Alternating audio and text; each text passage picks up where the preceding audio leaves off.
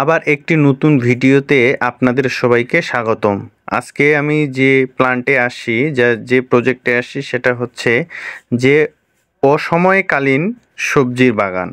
অর্থাৎ অসময় কেন বলতেছি, অর্থাৎ সচরাচর যে সময়ে সবজিগুলো হয় সেই সময় না করে অসময়ে, অর্থাৎ যে সময় সবজির দাম অনেক বেশি সেই সময় সবজি উত্তোলন করে থাকে এই ব্যক্তি।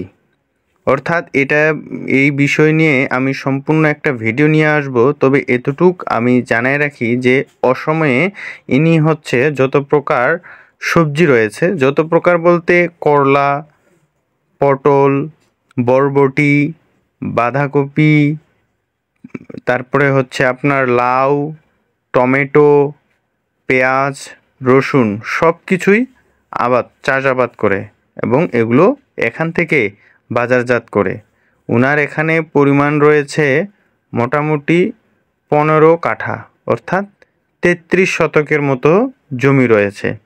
এই সম্পূর্ণ জমিতে উনি পুরো বছর এই 12 মাসেই হচ্ছে তিনি এই সবজিগুলো লাগায় থাকেন। তো অবশ্যই এর উপর একটি পূর্ণাঙ্গ ভিডিও আসবে। এই বিষয়টি শেয়ার করার উদ্দেশ্য হচ্ছে আমরা যারা কৃষিকাজের সাথে জড়িত আছি এবং শাকসবজি উৎপন্ন করি বা সবজি উৎপন্ন করি, তা আসলে গতানুগতিকভাবে চাষাবাদ করলে আমরা লাভবান হব না। আমাদের একটু আধুনিকতা নিয়ে আসতে হবে এবং যে সময় দাম বেশি সেই সময়ে সবজিগুলো উত্তোলন করার চেষ্টা করতে হবে, তাহলে আমরা হচ্ছে লাভবান হব।